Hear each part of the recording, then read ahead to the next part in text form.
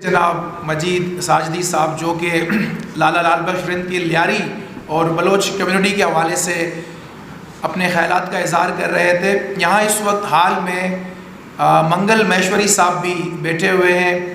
چونکہ لالا لال بخش رند کی زندگی کا آخری حصہ ہماری لیاری کی جو ہندو کمیونٹی ہے، مہیشوری کمیونٹی، ان کے ساتھ گزری. جب لالا بیمار تھے اور ہاسپٹل میں ایڈمٹ تھے تو لیاری کے مہیشوری برادری کے لوگوں نے ان کی بہت زیادہ خدمت کی. اور جب لیاری میں ایک ایسا وقت آیا کہ جو شدت پسند اور انتہا پسند لوگ تھے اور انہوں نے ہندوؤں کے بائیکاٹ کی بات کی اور ہوٹلوں میں یہ اناؤنسمنٹ ہونے لگی کہ یہاں پر جو مہیشوری ہیں یا جو ہندو ہیں ہم انہیں کھانا نہیں دیں گے اور چائے نہیں دیں گے، تو لالا نے ان کے ساتھ لیاری کے 8 چوک میں باقاعدہ دسترخوان بچایا، ان کے ساتھ کھانا کھایا اور یہ پیغام دیا کہ یہ لیاری جو ہے یا جو بلوچ لوگ ہیں یہ امن پسندی اور اعتدال پر یقین رکھتے ہیں اور یہ کسی بھی قسم کی جو ہے وہ مذہبی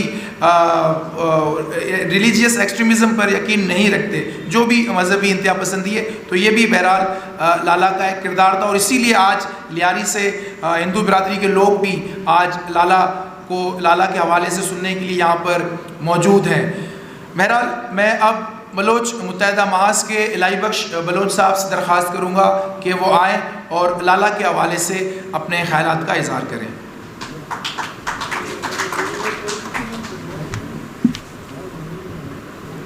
السلام علیکم. دنیا میں سب سے مشکل کام یہ ہو جب آپ کو یہ نہیں پتہ ہو کہ آپ کو کوئی تقریر کرنی ہے اور آپ کو بلا لیا جائے. میرے خیال میں اس سے زیادہ دنیا میں مشکل کام کوئی ہے نہیں. میں ایک فارسی شعر ہے شیخ سعدی کا آج کے ظلم کے نام، کہ جو ظلم ہو رہا ہے ہر طرح سے، کسی کو حق کی بات کرنے کی اجازت نہیں، لیاری میں بلوچ متحدہ محاذ کو پروگرام کرنے کی اجازت نہیں، یہ اس سے زیادہ خوفناک قسم کی پابندیاں.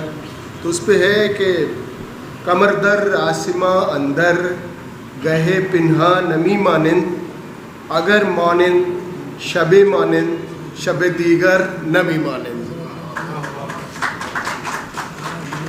یہ جو آسماں کے اندر چاند ہے اس کو چھپنا نہیں ہے، لیکن اگر وہ کبھی چھپا ہے تو وہ کسی اور وجہ سے، بادلوں کی وجہ سے ہوگا. اس کا مستقبل اور چھپنا نہیں ہے، وہ پھر اس کا چھپنا ایک دن کا ہے. وہی جو ظلم کی رات ہے اسی کی طرح کا ہے. ظاہر ہے ہم سب امید رکھتے ہیں اور اس کی کوششیں کرتے ہیں کہ ایک ایسا معاشرہ قائم ہوگا جس میں ہر شخص کو، ہر مذہب کو، فرقوں کو، عورتوں کو، بچوں کو وہ ساری انسانی آزادی ملے گی، حقوق ملیں گے جو پوری دنیا میں مانے جاتے ہیں.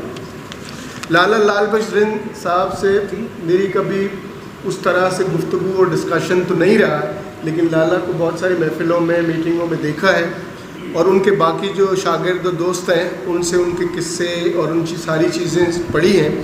اور یہ بھی بدبختی شاید لیفٹ کی ہوگی، کیونکہ جس ونگ سے میں تھا وہ ڈیموکریٹک اسٹوڈنٹ فیڈریشن تھا، کمیونسٹ پارٹی آف پاکستان تھا، تو یہ گیپ بنا کہ ہم اس طرح سے لالا کے نزدیک نہیں آئے. یہ بھی ایک مطلب ایک سے زیادہ ایک خیالات کی پارٹی کے ہونے کی وجہ سے یہ نقصان رہا. لیکن ظاہر ہے کہ لیفٹ کی بات کرنے والا انسان کون ہو سکتا ہے؟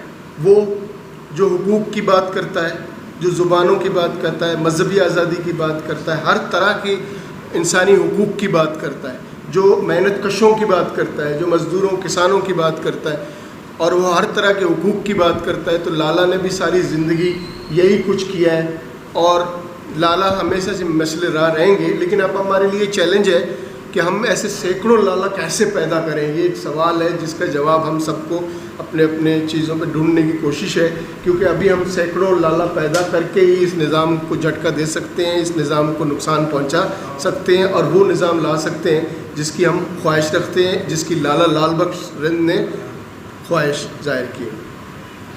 یہ جو ملک جس میں ایک قوم ایک قوم ایک قوم ایک قوم کہتے ہیں، یہ پوری دنیا کی جتنی بھی چیزیں ہیں ان کو رد کر کے وہ کہتے ہیں کہ مسلمانوں کی ایک قوم ہے.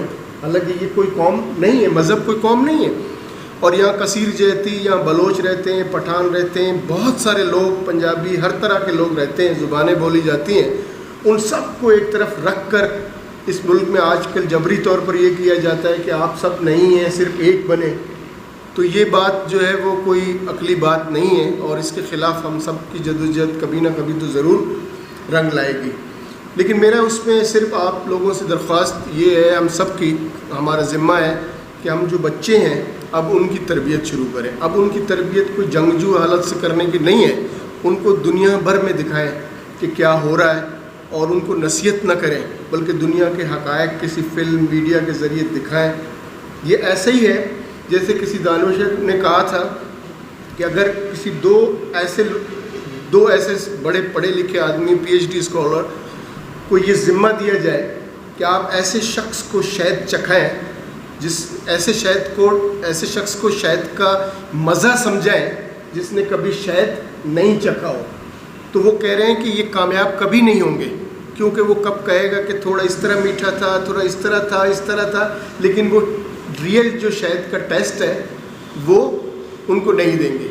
اور آسان طریقہ صرف یہ ہے کہ اگر کسی کے ہاتھ میں ایک قطرہ شہد کا رکھا اور اس کو یوں کر دیا کہ آپ کھائیں، اور جب اس نے چکھا اور پھر آپ اس سے پوچھیں کیا، تو وہ 2 دفعہ یوں کرے گا. ایک یہ کہ اب مجھے شہد کا ٹیسٹ سمجھ آ گیا ہے، اور دوسری دفعہ سر ہلانے کا مطلب ہے کہ یہ شہد کا ٹیسٹ نہ صرف سمجھ آیا ہے بلکہ میں نے پوری زندگی کے لیے شہد کے ٹیسٹ کو محفوظ کر لیا ہے. اب کوئی میری آنکھیں بند کر کے بھی مجھے شہد چکھائے گا تو مجھے پتہ چلے گا کہ یہ شہد ہے. یہ بات میں کہہ رہا ہوں ان بچوں کی تربیت کے حوالے سے کہ اب ان کو انگریزی سائنس کے سبجیکٹ میں جو مشکل ہو رہی ہے، اب اس اسٹیج پر 9ویں 10ویں 11ویں کے بچوں کو ہمیں نظریات پڑھنا نہیں چاہیے، بلکہ اس وقت ہم نے ان کی کمزوریوں کو، جو کمزوریاں ہیں میتھ کی، سائنس کی، فزکس کی، ان میں مدد کریں. اور جب ہم ان کی مدد کریں گے اور پھر ہم دنیا کے باقی چیزیں، الجزیرہ کی چیزیں اور جو دنیا کے بڑے بڑے میڈیا، BBC کی، صرف ہم ان کو ڈاکومنٹریز دکھائیں گے، اس سے وہ خود طے کر لیں گے کہ وہ کس طرح کا معاشرہ پاکستان میں چاہیں گے یا اس کی داغ بیل ڈالیں گے.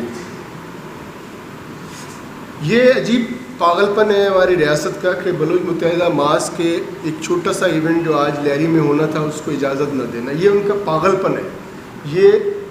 یہ ظاہر کرتا ہے کہ وہ اپنا کام بھی نہیں جانتے. یا تو وہ کام نہیں جانتے یا تو وہ بہت ہی فاشسٹوں کے اس درجے تک پہنچے ہیں کہ جس میں کچھ بھی سوائے ان کی مرضی کے کچھ کہا اور سنا نہ جائے. تو یہ بہت افسوسناک بات ہے. حالانکہ یہاں جو بات کرنے والے تھے ان میں ایسا کوئی بھی نہیں ہے جو ملک توڑنے کی بات کرتا یا ایسی بات کرتا جو اس ریاست کو منظور نہیں تھی بلوچستان متحدہ ماس کی. لیکن ان کا یہ پاگل پن ہے. اللہ ان کو ہدایت دے کہ وہ سمجھیں اور اپنا کام جانیں اور اس طرح کی حرکت دوبارہ نہ کریں. اور آخر میں بلوچ متحدہ ماس میں سب لوگ ہم بلوچی بولتے ہیں. واجہ اختر واجہ نشتہ پمشکا اردو کا جانا گیا تھا کہ یہ یہاں بیٹھے ہیں. تو میری ایک چھوٹی سی درخواست ہے اپنے بلوچ دوستوں سے کہ وہ تہذیبی نرگسیت اور نسلی خیالات سے پاک ہو کر ایک ایسی بلوچ قوم کا تیار کریں جس کی ضرورت ہے ہم سب. بہت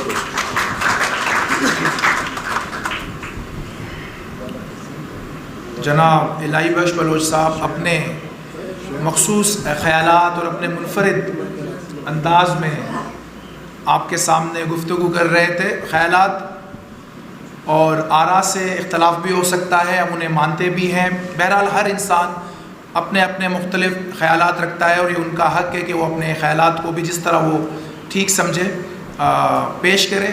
چونکہ الہی بخش صاحب نے لیاری کے حوالے سے بات کی کہ کیوں اس طرح پرمیشن نہیں مل سکی.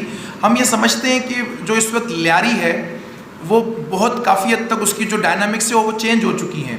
اب یہ 60 کا لیاری، یہ 70 کا لیاری نہیں ہے. اس وقت لیاری میں sportsman, footballers, boxers, cyclist, painters, artist, ادیب، دانشور، یہ سب رینجرز کے انڈر میں کام کر رہے ہیں. یہ سب کے سب لوگ رینجرز کے ڈسپلن میں کام کر رہے ہیں. تو اس لیے چاہے وہ بلوچ متحدہ محاذ ہو یا لیاری عوامی محاذ ہو، وہ ایک طرح سے آئسولیشن کا شکار ہے لیاری کے اندر، کیونکہ ہم ان کے پروگرامز میں شرکت نہیں کرتے، ہم نہیں جاتے. لیاری کے لوگ جاتے ہیں، بڑے بڑے دانشور، بڑے بڑے علامہ، بڑے بڑے صحافی، جرنلسٹ، شاعر، ادیب، دانشور جاتے ہیں، ہم نہیں جاتے. ہمیں کال بھی کرتے ہیں، ہم نہیں جاتے. یہ اسی طرح بھی لاسٹ ٹائم پہ اینٹی ڈرگ ایک ریلی آرگنائز کی گئی لیاری میں، تو وہاں پر بھی انہوں نے جس طرح سے انٹرفیئر کرنے کی کوشش کی، کبھی بینر کھول کر اور کبھی یہ مطالبہ کر کر کہ ہمیں اسپیچ کروائی جائے. تو آپ دیکھیں ان کا کردار یا ان کا رول کہ وہ اسپیچ کی ڈیمانڈ کر رہے تھے. تو یہی مسئلہ ہے کہ ہم انہیں کھٹکتے ہیں. تو اسی لیے جب بلوچ متحدہ محاذ کا نام آیا اور چونکہ کام ہم وہاں پر کر رہے تھے، تو ہم وہاں لیاری عوامی محاذ میں بھی کام کر رہے تھے، اور کامریڈ واحد کی بڑی اس حوالے سے آرگنائز کرنے کے حوالے سے ان کی خدمات تھی. انہوں نے فقیر کالونی اور گولی مار اور پتہ نہیں کن کن علاقوں میں جا کے لوگوں کو موبلائز کیا، لیکن انہوں نے پرمیشن نہیں دی. ڈیکوریشن والے کو گرفتار کرنے کی دھمکی، ہال کو لاک کرنا، اور جو ہال آنر ہے اس کے ساتھ بدتمیزی، اور رینجرز کی گاڑیاں، پولیس کے موبائل وغیرہ، ایک ہیرسمنٹ پھیلانا، اور یہ پیغام دینا کہ جو ہمارے انڈر میں کام نہیں کرے گا ہم بھی اسے کام کرنے نہیں دیں گے. یہ بنیادی طور پر ان کا جو پیغام ہے. اور ہم اس لیے آئسولیٹڈ ہے کہ ہمارے ہی بلوچ بھائی، ہمارے ہی دوست ان کے ساتھ ہیں، ان کے ساتھ کام کرتے ہیں. تو بہرحال یہ لیاری کی پولیٹیکل جو ڈائنامکس ہے یہ بہت چینج ہو رہی ہے. اور انہوں نے جب مجھے بھی فون کیا، صرف خواجہ یوسف مستی خان صاحب سے میں نے شیئر کیا تھا، جب کال آئی ہیڈ کوارٹر سے، تو انہوں نے کہا کہ ہم بلوچ رہنماؤں کو بلا رہے ہیں. تو میں نے جب خواجہ سے پوچھا، اس نے کہا مجھے تو ایسی کوئی کال نہیں آئی ہے. کیا ملیر میں بلوچ نہیں رہتے ہیں؟ کیا ماڑی پور، جہانگیر روڈ، کاٹھوڑ، گڈھا، کہ یہاں بلوچ نہیں رہتے ہیں؟ صرف لیاری کے بلوچوں کو بلانے کا کیا مقصد ہے؟ اور ہم جب بحریہ ٹاؤن کے خلاف ہم نے مظاہرہ کیا لیاری عوامی محاذ کے پلیٹ فارم سے، تو ہمیں تھانے میں بلایا گیا، باقاعدہ ہمیں تھانے میں بلایا گیا، اور ہمیں یہ کہا گیا، کہا نہیں گیا بلکہ ایک ریٹن ڈاکومنٹ ہم سے شیئر کیا گیا IR کے نام سے، انٹیلیجنس رپورٹ، اور اس میں کلیئرلی یہ لکھا ہوا تھا کہ لیاری عوامی محاذ کا تعلق BLA سے، اور آپ لوگ BLA کے لیے فنڈنگ کرتے ہیں. تو یہ سارے سچویشن ہم لیاری میں فیس کر رہے ہیں. لیاری اب وہ لیاری نہیں ہے، وہاں پولیٹیکل اسپیس بہت شرنک ہو چکی ہے، کام کرنا تھوڑا مشکل ہو گیا.